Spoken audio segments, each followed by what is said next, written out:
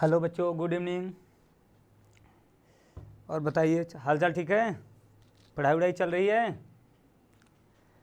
देखिए, हम लोग चैप्टर नंबर 7 तक जो घूर्णन गति था वहाँ तक का हम लोग पूरा चैप्टर भी कंप्लीट कर लिए हैं, क्वेश्चन आंसर भी कर लिए हैं। अभी आपको पिछले क्लास में हम लोग आंकिक प्रश्न किए थे, चैप्टर नंबर 7 के आंकिक प्रश्न देखे थे, ठीक है।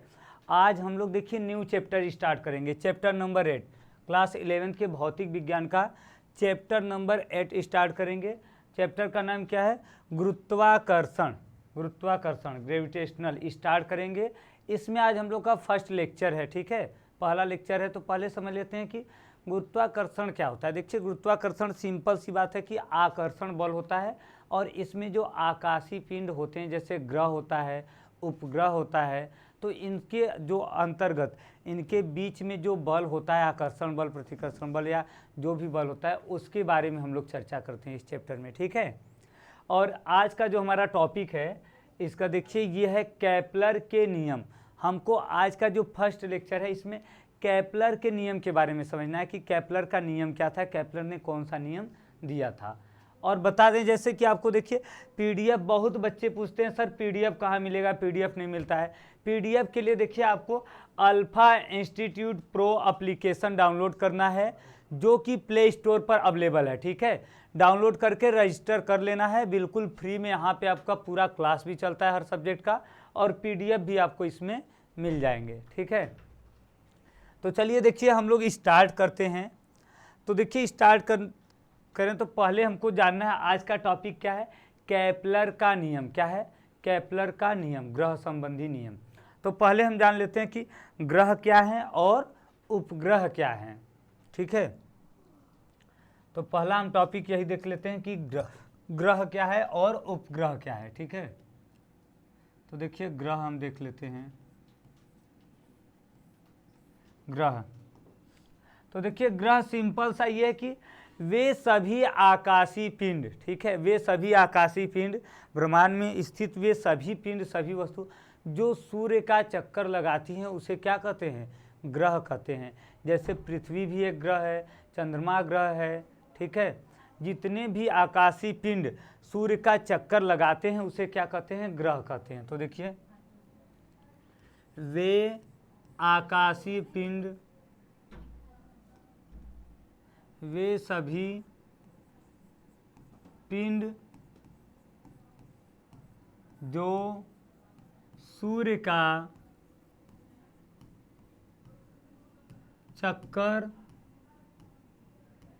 लगाते हैं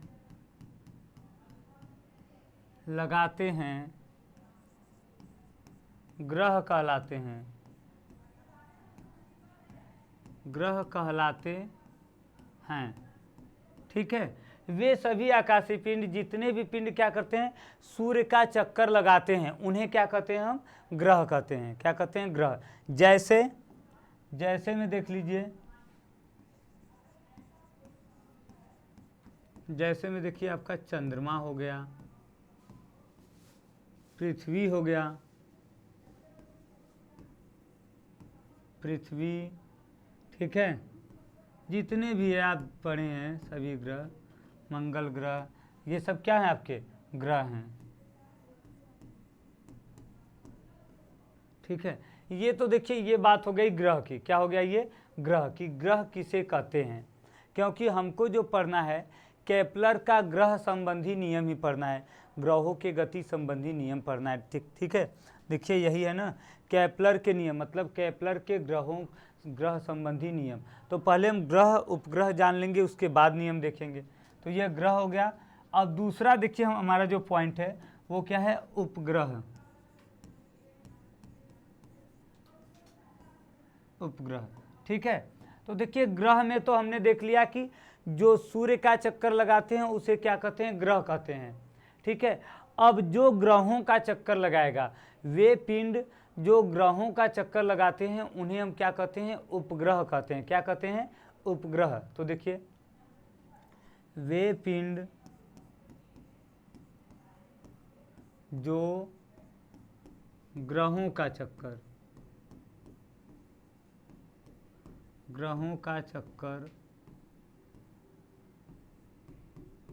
लगाते हैं उन्हें क्या कहते हैं? उपग्रह कहते हैं।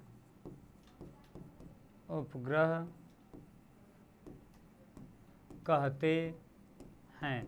उन्हें क्या कहते हैं? उपग्रह, जो ग्रहों का चक्कर लगाते हैं। इसके एग्जाम्पल में देख लीजिए, जैसे में क्या है, देखिए, जैसे में चंद्रमा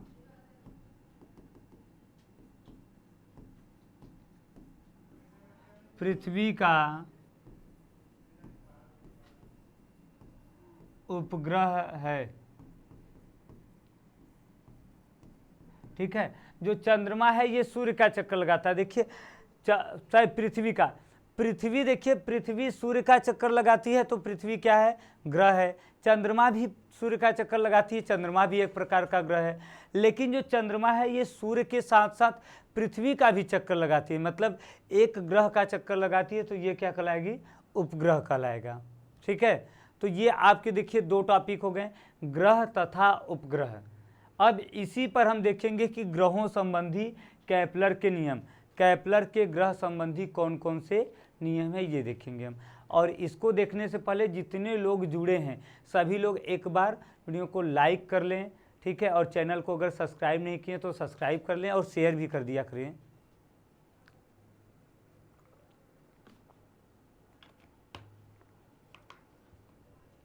ठीक है, तो ये तो देखिए हो गया ग्रह उपग्रह। अब हम लोग आगे चलते हैं, केपलर के नियम की तरफ बढ़ते हैं। ठीक है, तो देखिए हमारा हेडिंग रहेगा ग्रहों के गति संबंधित केपलर के नियम।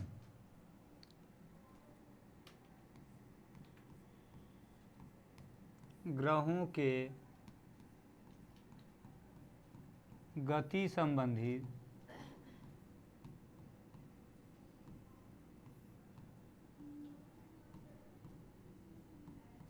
केपलर के नियम। ठीक है, ग्रहों के गति संबंधित केपलर के नियम।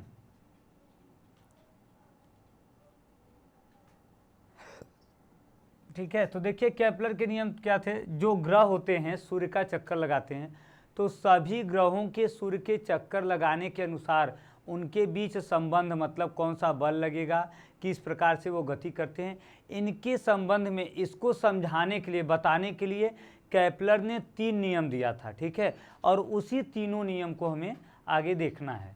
तो देखिए, ग्रहों के गति संबंधी जानकारी देने के लिए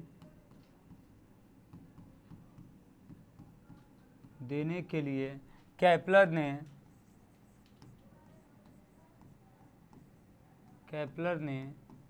3 नियम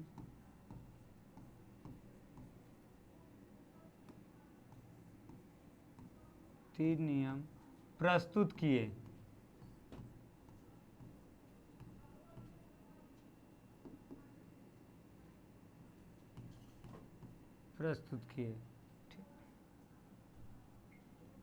ठीक है, केपलर ने कितने किए? देखिए 3 नियम प्रस्तुत किए, ग्रहों के गति संबंधी 3 नियम प्रस्तुत किए, और इसी तीनों नियम को हमें यहाँ पर देखना है। ठीक है, तो देखिए इन तीनों का पहले हम नाम लिख लेते हैं, कौन कौन से नियम हैं। ठीक है, देखिए 3 जो नियम है हमारे, पहला नियम देखिए क्या है? कक्षाओं का नियम।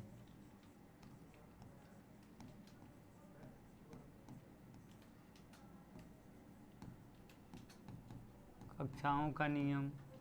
ठीक है, और दूसरा जो नियम है देखिए केपलर का, वो देखिए क्या है? वो दूसरा नियम है क्षेत्रीय चाल का नियम। क्षेत्रीय चाल का नियम। ठीक है, क्षेत्रीय चाल का नियम। और जो तीसरा नियम है देखिए हमारा, तीसरा नियम देखिए क्या है? यह परिक्रमण काल का नियम। क्या है? परिक्रमण काल का नियम। ठीक है। ये 3 नियम देखिए, यही 3 नियम हमको बस आज के क्लास में देखना है। केपलर के नियम पढ़ना है। केपलर ने ग्रहों की गति संबंधी, ग्रह गति करेंगे तो किस प्रकार के कक्षा में गति करेंगे, उनकी चाल कैसी होगी, उनका क्षेत्रफल कैसा होगा, और उनको चक्कर लगाने में परिक्रमण काल मतलब होता है कि एक चक्कर लगाने में कितना समय लगेगा, मतलब पूरी जानकारी देने के लिए चाल, समय, क्षेत्रफल सबको बताने के लिए केपलर ने 3 नियम प्रस्तुत किए थे, और इसी तीनों नियम को हमको अब देखना है। तो चलिए पहले से स्टार्ट करते हैं कि केपलर का प्रथम नियम, जिसे हम क्या बोलते हैं, कक्षाओं का नियम। यहाँ से देखिए स्टार्ट करते हैं। तो पहला हेडिंग क्या रहेगा, केपलर का प्रथम नियम। केपलर का प्रथम नियम, ठीक है। केपलर का प्रथम नियम, तो देखिए प्रथम नियम क्या था। देखिए प्रथम नियम केपलर ने बस ये बताया था कि जो सभी ग्रह होते हैं, ग्रह सूर्य के चारों ओर दीर्घ वृत्ताकार पथ पर गति करते हैं, ठीक है। वृत्ताकार पथ पे नहीं गति करते हैं, वृत्तीय कक्षा में नहीं करते हैं, किस कक्षा में करते हैं, दीर्घ वृत्ताकार। अब दीर्घ वृत्ताकार क्या होता है, देखिए जिसमें जैसे ये आपका देखिए वृत्त है, देखिए देखिए ये जो है, ये देखिए ये एक वृत्त है। इसमें आप देखेंगे कि जो सेंटर से त्रिज्या रहेगा सभी क्या होंगे, त्रिज्या बराबर होंगे, ठीक है। लेकिन ये देखिए ये जो शेप है हमारा, ये देखिए दूसरा जो हम ये बना रहे हैं, ये क्या देखिए, ये दीर्घ वृत्ताकार कहलाएगा। ये क्या कहलाएगा, दीर्घ वृत्ताकार। इसमें देखिए ये त्रिज्या जो होगी ये दूसरी होगी, और ये त्रिज्या क्या होगी, बड़ी होगी, एक बड़ी और एक छोटी त्रिज्या। तो इस प्रकार का जो वृत्त रहेगा इसको हम क्या बोलते हैं, दीर्घ वृत्ताकार बोलते हैं, और ये क्या है, वृत्ताकार। तो जो ग्रह हैं ये वृत्ताकार पथ पे गति नहीं करते हैं, ये किस पे करते हैं, दीर्घ वृत्ताकार पथ पे गति करते हैं, दीर्घ वृत्ताकार पथ पे गति करते हैं, ठीक है।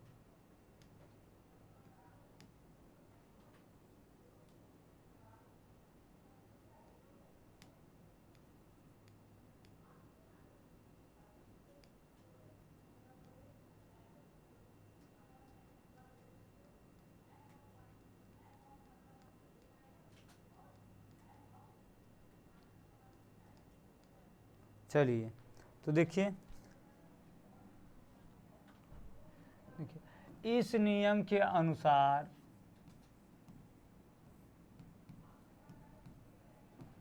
इस नियम के अनुसार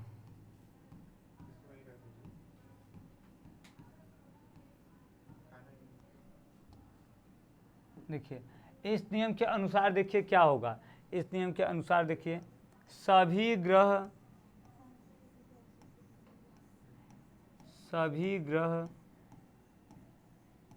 सूर्य के चारों ओर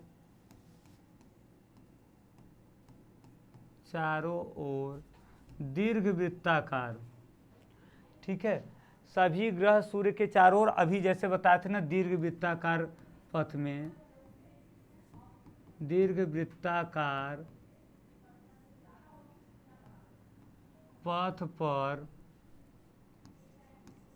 चक्कर लगाते हैं,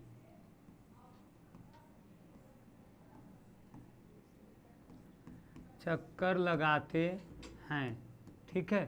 तथा सूर्य इसके एक बिंदु पर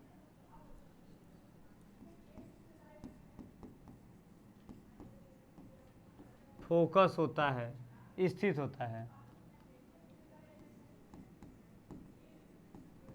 स्थित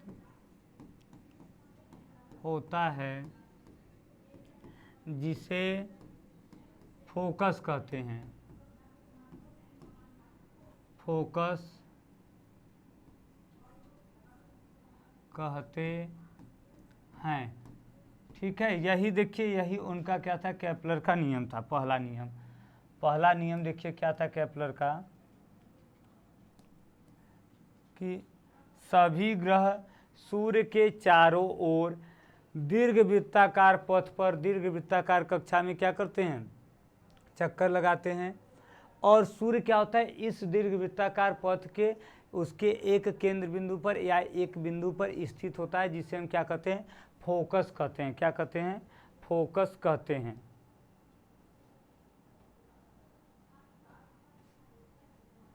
ठीक है। अब देखिए इसमें, देखिए क्या होगा, देखिए जैसे इसको अगर हम फिगर के द्वारा समझेंगे तो कैसे देखिए होगा।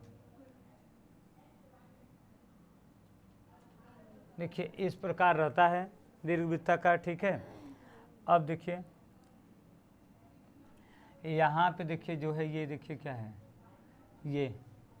ये देखिए आपका क्या रहेगा, ग्रह रहेगा। ठीक है।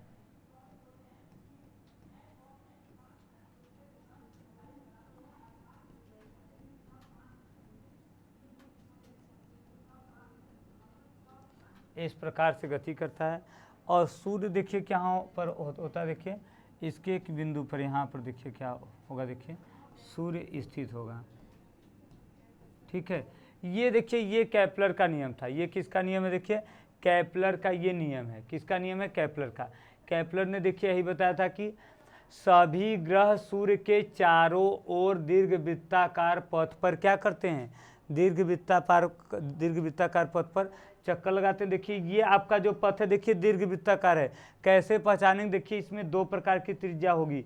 एक त्रिज्या देखिए क्या होगी, देखिए एक त्रिज्या बड़ी रहेगी और एक त्रिज्या क्या रहेगी, देखिए छोटी रहेगी। ठीक है। देखिए इस प्रकार का रहेगा। और सूर्य इसके एक बिंदु पर देखिए, यहाँ पर देखिए सूर्य एक बिंदु पर यहाँ पे देखिए केंद्रित है। इस बिंदु को देखिए क्या कहेंगे, हम सूर्य कहेंगे, फोकस है। और ग्रह यहाँ है, देखिए इसी चारों ओर ऐसे चक्कर लगाता है। ठीक है। तो ये क्या हो गया, हमारा केपलर का प्रथम नियम हो गया कि कक्षाओं का नियम, मतलब किस प्रकार के कक्षा में ये गति करता है। ठीक है। अब हम दूसरा देखेंगे, द्वितीय नियम। द्वितीय नियम क्या है, क्षेत्रीय चाल का नियम। ठीक है। द्वितीय नियम क्या है, क्षेत्रीय चाल का नियम।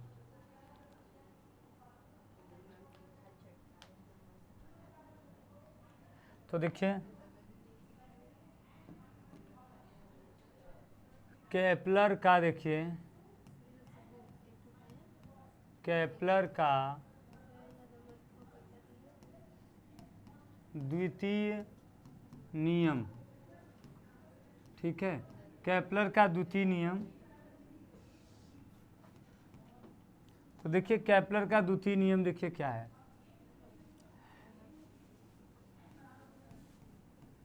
ग्रह को सूर्य से मिलाने वाली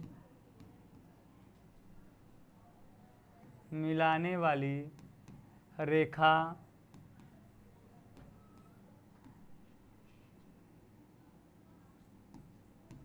समान समय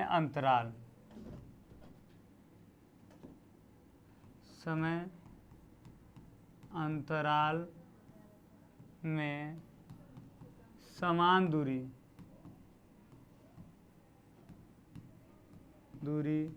तय करती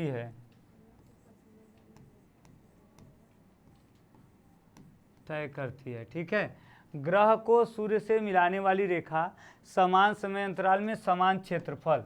ठीक है। समान क्षेत्रफल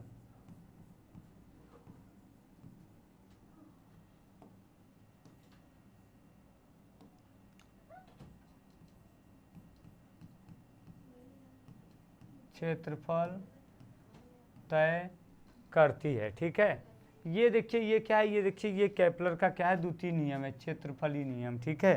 क्षेत्रीय चाल का, कि यदि जो ग्रह है किसी समय उसको सूर्य से मिलाने वाली जो रेखा है वो समान समय अंतराल में क्या करती है, समान क्षेत्रफल तय करती है। जैसे देखिए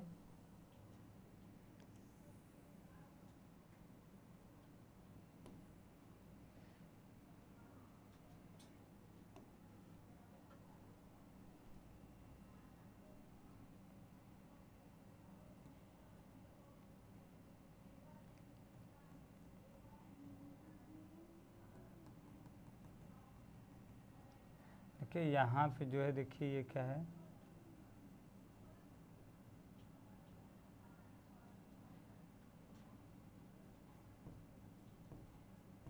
सूर्य है। ठीक है, यहाँ पे क्या देखिए सूर्य है। और देखिए यहाँ पे जो है देखिए, ये देखिए उपग्रह पहले यहाँ था ए स्थान पर, फिर कहाँ पहुँच गया, बी पर पहुँचा, फिर यहाँ पर देखिए सी पर था, फिर यहाँ पे पहुँच गया डी पे। ठीक है, तो देखिए जो इसको देखिए जो मिलाने वाली रेखा रहेगी, देखिए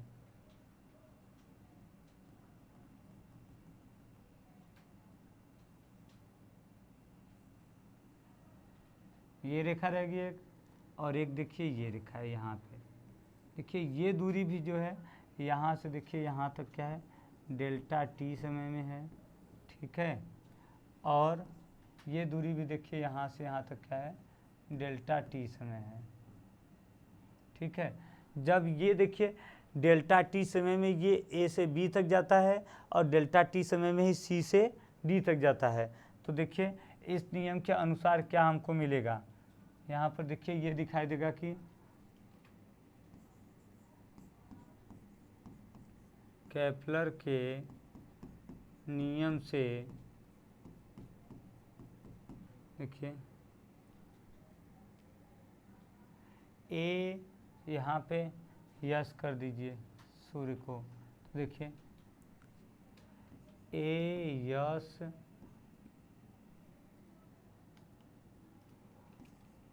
बी का क्षेत्रफल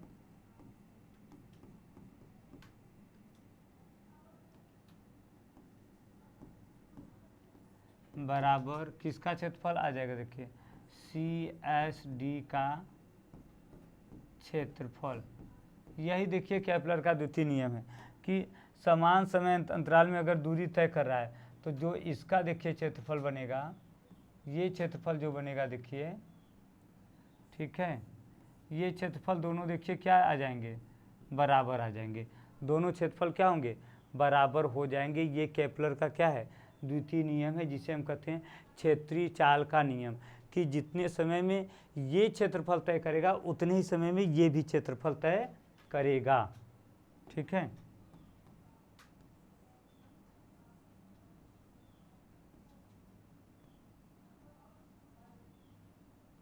ठीक है, तो ये हो गया। देखिए अब हम नेक्स्ट देखते हैं तृतीय नियम। अगला क्या देखते हैं, केपलर का तृतीय नियम। तृतीय नियम देखिए क्या है, परिक्रमण काल का नियम है।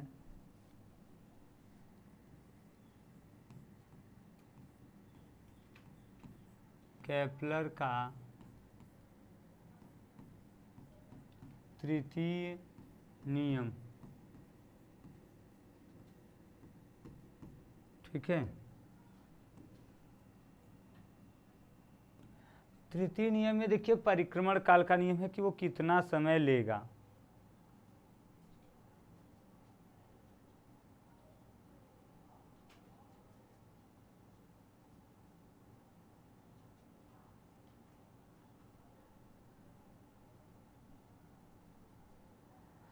तो देखिए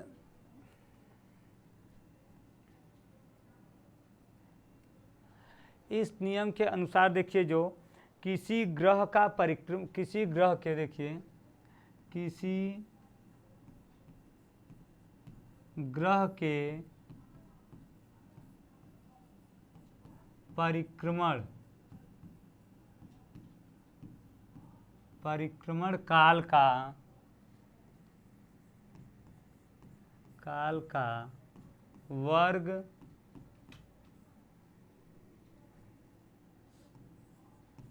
दीर्घवृत्ताकार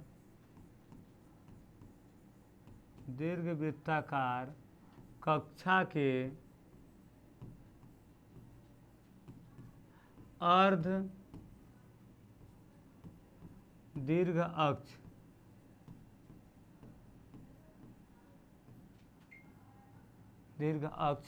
के लंबाई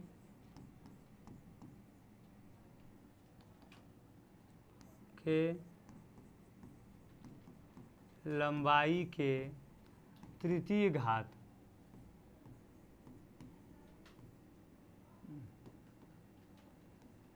तृतीय घात के समानुपाती होता है, समानुपाती होता है। ठीक है, यही देखिए केपलर का क्या है, तृतीय नियम है कि जो परिक्रमण काल का वर्ग है वो दीर्घ अक्ष के अर्ध लंबाई के तृतीय घात के क्या होता है, देखिए समानुपाती होता है। देखिए जैसे यहाँ पर है, देखिए ये जो अक्ष की है लंबाई, इसको हम क्या मान लेते हैं, ये देखिए लघु वाला है, इसको हम a मान लेते हैं और इसको b। तो जो परिक्रमण काल का वर्ग रहेगा टी स्क्वायर, ये क्या होगा, a के दीर्घ अक्ष की लंबाई के तृतीय घात के क्या होगा, अनुक्रमानुपाती होगा। टी क्या है, परिक्रमण काल है, परिक्रमण काल। ठीक है, तो देखिए ये हमारा था केपलर का ग्रह संबंधी 3 नियम थे। देखिए इसमें हम लोग क्या क्या देखे, शार्ट में देख लो क्या क्या पढ़े हम लोग। देखिए पहला हम लोग पढ़े ग्रह और उपग्रह क्या है। जो वे सभी पिंड जो सूर्य का चक्कर लगाते हैं वो क्या कहलाते हैं, वो ग्रह कहलाते हैं, और जो ग्रह का चक्कर लगाते हैं वो क्या कहलाते हैं, उपग्रह कहलाते हैं।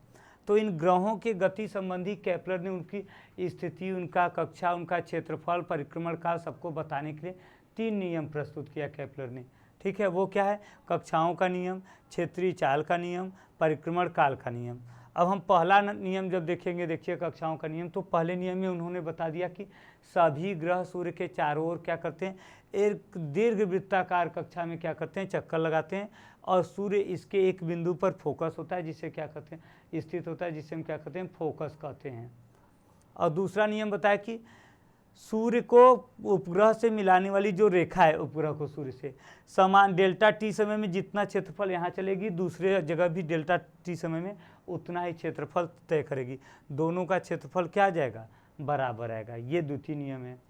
तृतीय नियम देखिए क्या है कि केपलर का तृतीय नियम यह है कि किसी ग्रह के परिक्रमण काल का वर्ग, देखिए परिक्रमण काल जो टी है, जितना एक चक्कर लगाने में समय लगेगा उसका वर्ग इसके दीर्घ अक्ष के आधे लंबाई के घन के क्या होगा, घन के मतलब तृतीय घात मतलब घन के क्या होता है, समानुपाती होता है। ये देखिए ये आपके केपलर के ग्रह संबंधी नियम थे। ठीक है, अब हम लोग नेक्स्ट लेक्चर में देखेंगे गुरुत्वाकर्षण के नियम। तो सभी लोग तैयारी करते रहिए और अच्छे से तैयार करके अच्छा नंबर लाइए, पढ़ाई पर ध्यान देते रहिए। अगले संडे को जहाँ तक है, ये जो संडे आने वाला है, आप लोगों का टेस्ट होगा, पंकज सर बताए होंगे फर्स्ट लेसन का, जिसमें भौतिक जगत और मापन और मात्रक है। इन दोनों का 20 आपके ऑब्जेक्टिव क्वेश्चन होंगे। ठीक है, उसका आपका टेस्ट लिया जाएगा, तो आप लोग तैयार करते रहिए। चलिए मिलते हैं नेक्स्ट लेक्चर में, तब तक के लिए सभी को गुड नाइट, बाय।